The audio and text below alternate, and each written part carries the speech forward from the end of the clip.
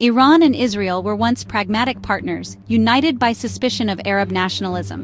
The 1979 Iranian Revolution changed everything, replacing the Shah with a theocracy led by Ayatollah Khomeini, and turning Israel from a quiet ally into the little Satan.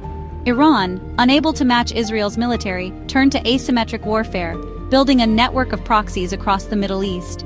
Hezbollah in Lebanon became Iran's most powerful proxy, evolving into a major threat on Israel's northern border. Iran also supported Palestinian groups like Hamas and Islamic Jihad, providing them with weapons and training to attack Israel from Gaza. Israel now faced a multi-front threat, not just from states but from well-armed proxies. The conflict shifted to a shadow war: proxy battles, ideological struggle, and a clandestine fight over Iran's nuclear ambitions.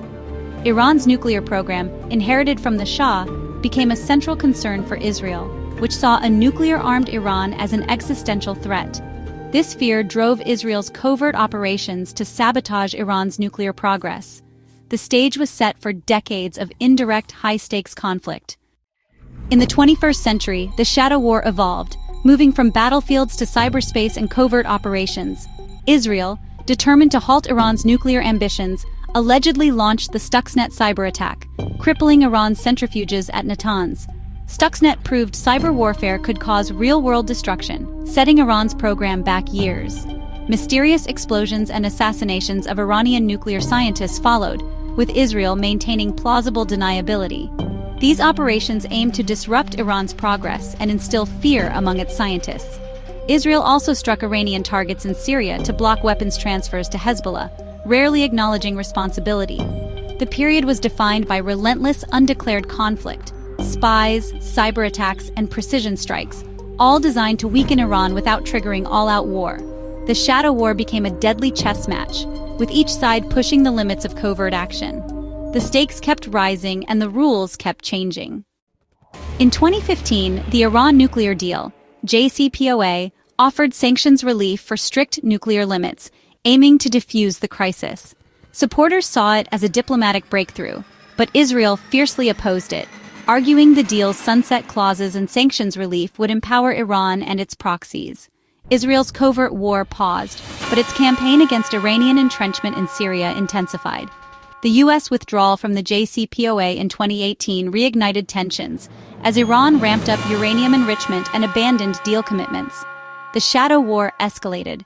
Iran's proxies grew bolder, launching more attacks across the region. Maritime attacks, drone strikes, and rocket barrages increased, especially from groups like the Houthis and Hamas. Israel now faced a more dangerous Iran, closer to nuclear capability with emboldened proxies. The collapse of diplomacy raised the stakes, making the conflict more volatile than ever. The region braced for the next phase of confrontation. For years, Iran and Israel avoided direct military confrontation, until 2024 shattered that rule. In April, Israel struck near the Iranian consulate in Damascus, killing top IRGC commanders and crossing a diplomatic red line. Iran responded with an unprecedented direct attack. Over 300 drones and missiles launched at Israel. Israel and its allies intercepted nearly all projectiles, showcasing advanced air defenses and international cooperation. The attack's minimal damage belied its strategic impact. Iran had crossed a threshold, but also revealed its technological limits. Israel retaliated with a precise strike near Isfahan, close to a major nuclear site, signaling its reach and restraint. Both sides avoided escalation, but the taboo was broken. Direct strikes were now on the table. Iran downplayed the Israeli response, seeking to de-escalate, but the precedent was set. The conflict's nature had fundamentally changed. No longer just a shadow war, but open confrontation. The world watched as the risk of a wider war grew. The old rules no longer applied. Each side had tested the other's resolve and capabilities. The region entered a new, more dangerous era. The shadow war had stepped into the light. The uneasy calm after 2024 quickly faded as tit-for-tat assassinations and proxy clashes resumed. By spring 2025, Israel believed Iran was accelerating its nuclear program and arming proxies for a larger conflict. Israel launched Operation Rising Lion deep raids into Syria and Lebanon, targeting IRGC infrastructure and weapons flows. Mossad deployed autonomous drone teams for real-time surveillance and targeted killings, blurring lines between intelligence and warfare. The campaign disrupted Iran's network but inflicted heavy casualties, provoking Tehran's fury. On June 15, Iran retaliated with True Promise 3, a sophisticated missile barrage designed to overwhelm Israeli defenses. This time, some missiles broke through, striking Tel Aviv, Haifa, and military bases, causing significant damage and casualties. Israel countered with strikes on Iranian launch sites, leading to explosions in Iranian cities.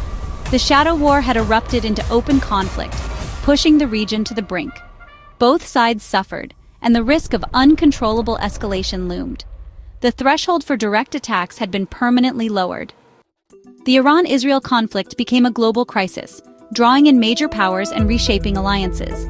The U.S. provided Israel with military and diplomatic support, intercepting Iranian missiles and urging restraint to avoid a wider war.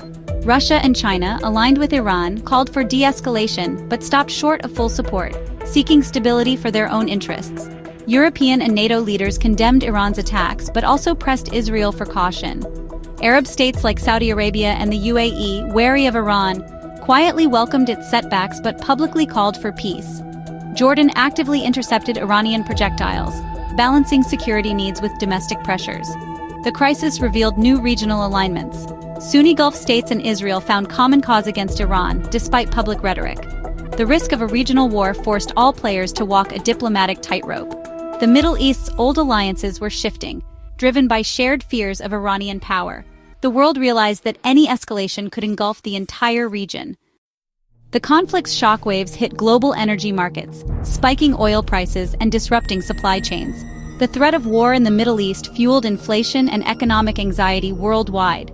Sectarian tensions deepened as Iran's Shia proxies clashed with Sunni-led states, complicating the regional landscape.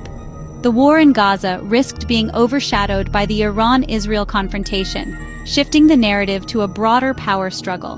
The new, lower threshold for direct attacks made future escalations more likely and more dangerous. A single miscalculation could trigger all-out war, especially as Iran's nuclear program advanced. The world faced a stark choice: revive diplomacy or risk a catastrophic regional conflict. The Shadow War's next chapter remains unwritten, and its dangers have never been greater.